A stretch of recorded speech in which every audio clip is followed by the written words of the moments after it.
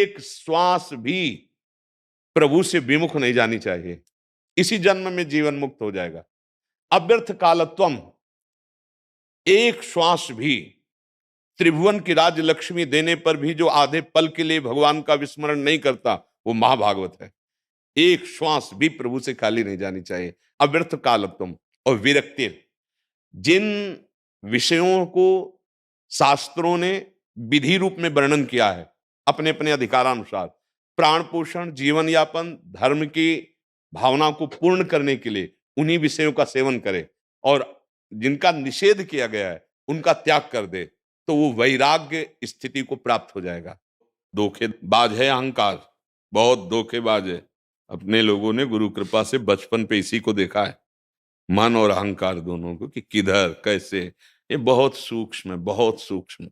इनका बिना, अहंकार गलित हुए बिना प्रेम भगवत साक्षात्कार बहुत कठिन। अहंकार के लिए प्रार्थना करो, और अहंकार नष्ट होता है भगवत प्रेमी महात्मा के आगे।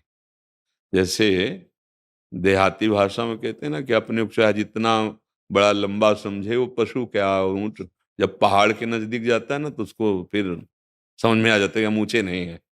ऐसे ही जब हमारा अहंकार हमको समझाता है कि हम तपस्वी हैं, हम जितेंद्रीय हैं, हम भजनानंदी या हम भगवत प्रेमी हैं, लेकिन जब असली प्रेमी महापुरुषों के समीप जाते हैं, वो दर्पण की तरह काम करते हैं। जब हम देखते हैं तब आता है कि अरे अभी तो है, मन की बात को अपनी बात मानकर तत्काल उस पर उतर जाते हैं। आज यहाँ खाना है, हाँ तो वहीं जाएंगे, आज ये देखना है वही देखेंगे, आज ये सुनना है वही सुन, आज ये भोगना है, और वो हम अपनी बात मान लेते हैं कि मेरी बात। कहते जरूर हैं कि आज मन कह रहा है ये खाऊं, तो वो बात अपनी मान रहा है, अब तो हम यही खाएंगे।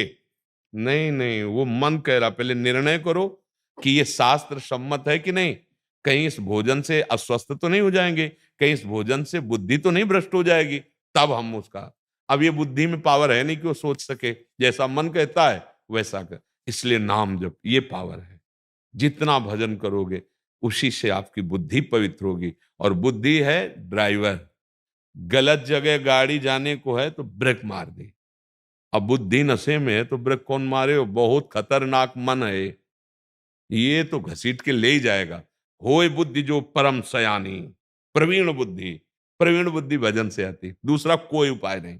नाम जप करो, सत्संग सुनो, देखो बुद्धि आपकी संसार में ही फंसा रहा है, संसार में ही भोगने के लिए तैयार है, वही सीने पैदा करेगा, उसी को मिटाने के लिए अध्यात्म है।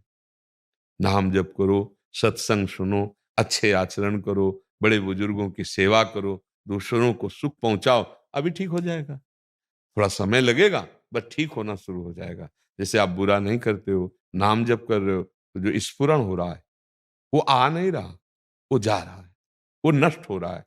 अगर उसके अनुसार बुरा करने लगो तो और भी ऊपर से परत जम, पहले से तो गंदा है ही, एक परत और ऊपर से, तो प्राय अपने लोग गंदा ही करते हैं।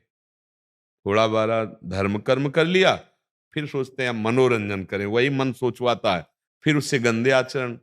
फिर जब गंदे आचरण होते तो उधर की सोचना में भय लगता है, वो फुसला के फिर वही खड़ा कर देगा जहां से दुर्गति होती है। अभी बड़े आपके ऊपर कृपा है, बड़ी मतलब हरि की कृपा है कि आप समझ